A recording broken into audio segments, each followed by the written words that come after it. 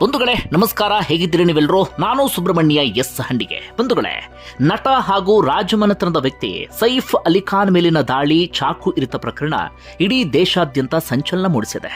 ಜೊತೆಗೆ ಪ್ರಕರಣಕ್ಕೆ ಸಂಬಂಧಪಟ್ಟ ಹಾಗೆ ನಾನಾ ರೀತಿಯಲ್ಲಿ ಅನುಮಾನ ವ್ಯಕ್ತವಾಗ್ತಾ ಇದೆ. ಮುಂಜಾನೆ 2:30 ಸುಮಾರಿಗೆ ನಡೆದಂತಹ ಘಟನೆ. ಆದರೆ ಈವರೆಗೂ ಕೂಡ ಪ್ರಕರಣಕ್ಕೆ ಸಂಬಂಧಪಟ್ಟ ಹಾಗೆ ಸ್ಪಷ್ಟ ಮಾಹಿತಿ ಸಿಗ್ತಾ ಇಲ್ಲ, ಯಾವುದೇ ಕ್ಲಾರಿಟಿಯೂ ಕೂಡ ಸಿಗ್ತಾ ಇಲ್ಲ. ಪೊಲೀಸರು ಕೂಡ ತನಿಖೆಗೆ ಸಂಬಂಧಪಟ್ಟ ಹಾಗೆ ಹೆಚ್ಚಿನ ಡೀಟೇಲ್ ಅನ್ನ ಮಾಧ್ಯಮಗಳ ಜೊತೆಗೆ ಶೇರ್ ಮಾಡಿಕೊಳ್ತಾ ಇಲ್ಲ. ಹೀಗಾಗಿ ಪ್ರಕರಣಕ್ಕೆ ಸಂಬಂಧಪಟ್ಟ ಹಾಗೆ ಯಾವ ಪ್ರೋಗ್ರೆಸ್ ಆಗಿದೆ, ಆರೋಪಿಗೆ ಸಂಬಂಧಪಟ್ಟ ಹಾಗೆ ಏನಾದರೂ ಸುಳಿವು ಸಿಕ್ಕಿದೆಯಾ, ಆತ ಯಾರು, ದರೋಡೆಗೆ ಬಂದಿದ್ನಾ ಅಥವಾ ಕೊಲೆ ಯತ್ನವನ್ನ ಏನಾದರೂ ನಡೆಸಿದ್ನಾ, ಅದಕ್ಕೆ ಸಂಬಂಧಪಟ್ಟ ಹಾಗೆ ಯಾವುದೇ ಮಾಹಿತಿಯೂ ಕೂಡ ಸಿಗ್ತಾ ಇಲ್ಲ. ಸದ್ಯಕ್ಕೆ ಪ್ರಕರಣ ಏನು ಎನ್ನುವಂತ ಡೀಟೇಲ್ ಅನ್ನ ಮಾತ್ರ ನಿಮ್ಮ ಮುಂದೆ ಹಂಚಿಕೊಳ್ಳಬಹುದು. ಏನು ಅಂತ ಗಮನಿಸ್ತಾ ಹೋಗೋದಾದ್ರೆ, ನಿಮ್ಮೆಲ್ಲರಿಗೂ ಕೂಡ ಗೊತ್ತಿರುವ ಹಾಗೆ ಸೈಫ್ ಅಲಿ ಖಾನ್ ದೊಡ್ಡ ಮಟ್ಟಿಗೆ ಹೆಸರು ಮಾಡಿರುವಂತಹ ನಟ, ರಾಜಮನೆತನದ ವ್ಯಕ್ತಿ, ಕೋಟ್ಯಾಂತರ ರೂಪಾಯಿ ಆಸ್ತಿಯ ಒಡೆಯ. ಸೈಫ್ ಅಲಿ ಖಾನ್ ಪತ್ನಿ ಕರೀನಾ ಕೂಡ ಬಹಳ ದೊಡ್ಡ ಮಟ್ಟಿಗೆ ಹೆಸರನ್ನ ಮಾಡಿರುವಂತಹ ಸೆಲೆಬ್ರಿಟಿ, ಎಲ್ರಿಗೂ ಕೂಡ ಗೊತ್ತಿರುವಂತಹ ಸಂಗತಿ. ಇವರು ಇಡೀ ಕುಟುಂಬದವರು ಮುಂಬೈನ ಅತ್ಯಂತ ಪ್ರತಿಷ್ಠಿತ ಏರಿಯಾ ಅಂತ ಕರೆಸಿಕೊಳ್ಳುವಂತಹ ಬಾಂದ್ರಾದ ಪ್ರತಿಷ್ಠಿತ ಅಪಾರ್ಟ್ಮೆಂಟ್ ನಲ್ಲಿ ವಾಸ ಮಾಡ್ತಾ ಇರ್ತಾರೆ. ಹೈ ಸೆಕ್ಯೂರಿಟಿ ಇರುವಂತಹ ಅಪಾರ್ಟ್ಮೆಂಟ್ ಅದು. ಒಬ್ರು ಒಳಗಡೆ ಎಂಟ್ರಿ ಕೊಡೋದಿಕ್ಕೂ ಕೂಡ ಸುಖಾಸುಮ್ಮನೆ ಸಾಧ್ಯ ಆಗೋದಿಲ್ಲ. ಕೇವಲ ಪರಿಚಿತರು ಮಾತ್ರ, ಮನೆಯವರ ಒಪ್ಪಿಗೆಯ ಮೇರೆಗೆ ಮಾತ್ರ ಒಳಗಡೆ ಎಂಟ್ರಿ ಕೊಡೋದಿಕ್ಕೆ ಸಾಧ್ಯ. ಅಂತಹ ಅಪಾರ್ಟ್ಮೆಂಟ್ ನಲ್ಲಿ ವಾಸ ಮಾಡ್ತಿರ್ತಾರೆ. ಹೀಗಿರುವಂತಹ ಸಂದರ್ಭದಲ್ಲೇ ಪೊಲೀಸರಿಗೆ ಮುಂಜಾನೆ 2:30-3 ಗಂಟೆಯ ಸುಮಾರಿಗೆ ಒಂದು ಸುದ್ದಿ ಬಂದುಬಿಡುತ್ತೆ. ಪೊಲೀಸರು ಅರಿಕ್ಷಣ ಶಾಕ್ ಆಗಿಬಿಡ್ತಾರೆ. ಪೊಲೀಸರು ಕೂಡ ಸ್ಥಳಕ್ಕೆ ದೌಡಾಯಿಸ್ತಾರೆ. ಆಗ ಪೊಲೀಸರು ಕೊಟ್ಟಂತ ಮಾಹಿತಿ ಏನಪ್ಪಾ ಅಂದ್ರೆ, ಓರ್ವ ಅಪರಿಚಿತ ವ್ಯಕ್ತಿ ಆತ ಕಳ್ಳತನಕ್ಕೆ ಅಂತ ಮನೆಗೆ ಬಂದಿದ್ದ. ಆಗ ಮನೆಗೆಲಸದಾಕೆಯ ಜೊತೆಗೆ ಆತ ಚಕಮಕಿ ನಡೆಸ್ತಾ ಇದ್ದ. ಶಬ್ದ ಕೇಳಿ ಸೈಫ್ ಅಲಿ ಖಾನ್ ಎದ್ದು ಬರ್ತಾರೆ.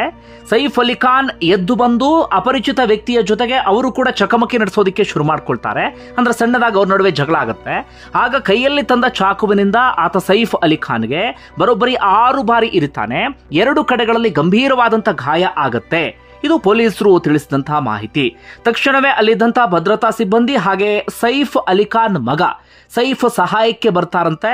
ಲೀಲಾವತಿ ಆಸ್ಪತ್ರೆಗೆ ದಾಖಲಿಸುವಂತ ಕೆಲಸವನ್ನ ಮಾಡ್ತಾರೆ.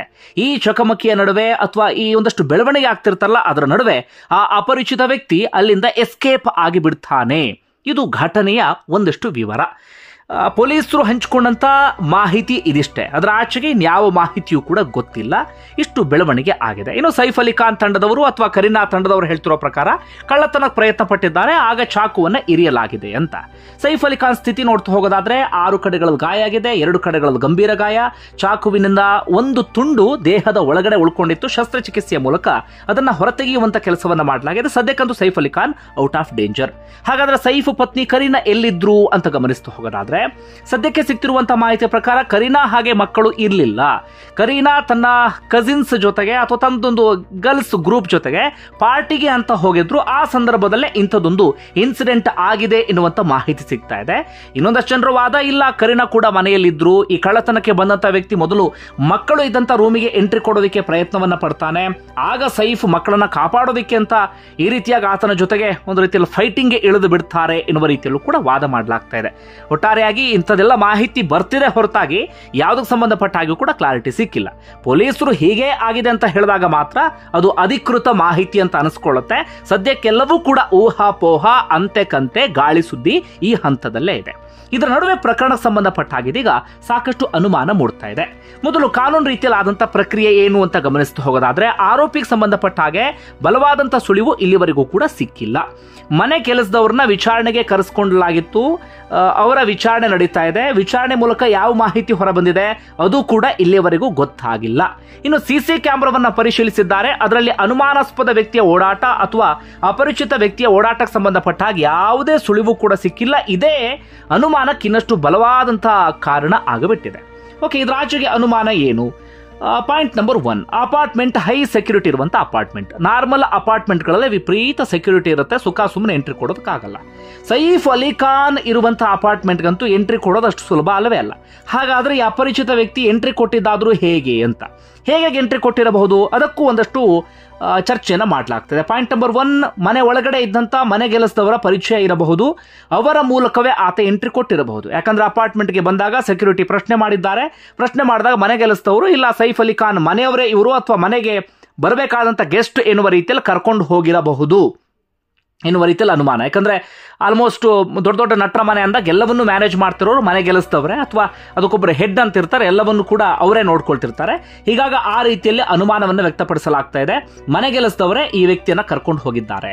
ಆದ್ರೂ ಸಿಸಿ ಕ್ಯಾಮೆರಾದಲ್ಲಿ ಯಾಕೆ ಈತನ ಚಲನವಲನಗಳು ಸಿಕ್ಕಿಲ್ಲ ಅಂತ ನೋಡ್ತಾ ಹೋಗೋದಾದ್ರೆ, ಸದ್ಯಕ್ಕೆ ಪೊಲೀಸರು 2 ಗಂಟೆ ಹಿಂದಿನ ಸಿಸಿ ಕ್ಯಾಮೆರಾವನ್ನ ಪರಿಶೀಲಿಸಿದ್ದಾರೆ. ಇನ್ನು ಎಲ್ಲವೂ ಕೂಡ ಬಾಕಿ ಇದೆ ಪರಿಶೀಲಿಸೋದಕ್ಕೆ.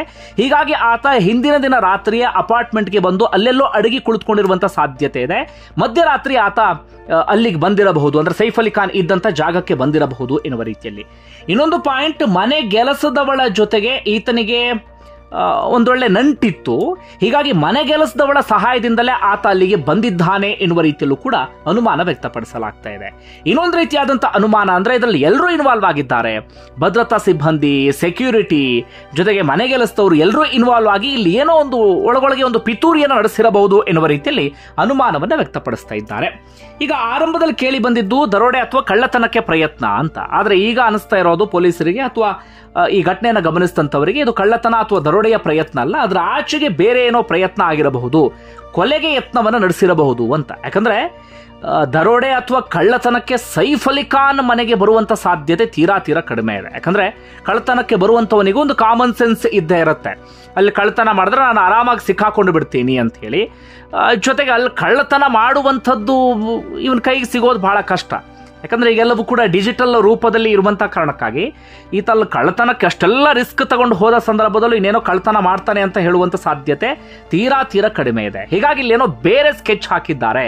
ಆ ಪರಿಯಾದಂಥ ಧೈರ್ಯವನ್ನ ತೋರಿದ್ದಾನೆ, ಮನೆಗೆ ನುಗ್ಗಿದ್ದಾನೆ ಅಂದ್ರೆ ಏನೋ ಕೊಲೆಗೆ ಯತ್ನ ನಡೆಸಿರಬಹುದು, ಇದರ ಹಿಂದೆ ಯಾರೋ ಇರಬಹುದು ಎನ್ನುವ ರೀತಿಯಲ್ಲೂ ಕೂಡ ಬಲವಾದಂಥ ಅನುಮಾನವನ್ನು ವ್ಯಕ್ತಪಡಿಸಲಾಗ್ತಾ ಇದೆ.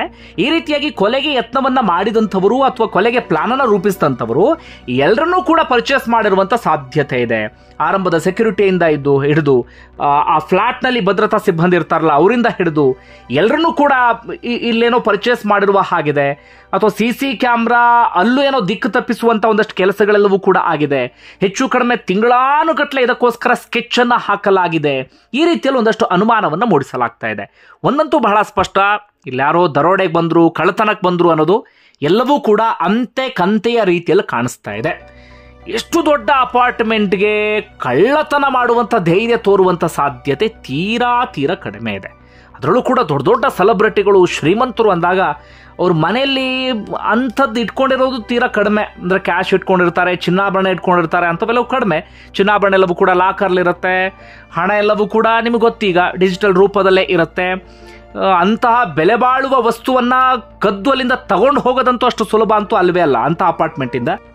ಹೀಗಾಗಿ ನಾನಾ ರೀತಿಯಾದಂಥ ಅನುಮಾನ ಎಲ್ಲವೂ ಕೂಡ ಬರ್ತಾ ಇದೆ. ನೋಡೋಣ, ಸದ್ಯದಲ್ಲೇ ಇದಕ್ಕೆ ಸಂಬಂಧಪಟ್ಟ ಕ್ಲಾರಿಟಿ ಸಿಗ್ಬೋದು. ಸದ್ಯಕ್ಕೆ ಘಟನೆಯ ಒಂದಷ್ಟು ವಿವರ ಈಗಲೇ ಹಾಗೆ ಹೀಗೆ ಅಂತ ಹೇಳೋದು ಬಹಳ ಕಷ್ಟ. ಬಂಧುಗಳೇ, ನಿಮ್ಗೆ ಏನಿಸ್ತದೆ ಕಮೆಂಟ್ ಬಾಕ್ಸಲ್ಲಿ ಮೆನ್ಷನ್ ಮಾಡಿ. ಧನ್ಯವಾದ ವಿಡಿಯೋ ನೋಡಿದ್ದಕ್ಕಾಗಿ.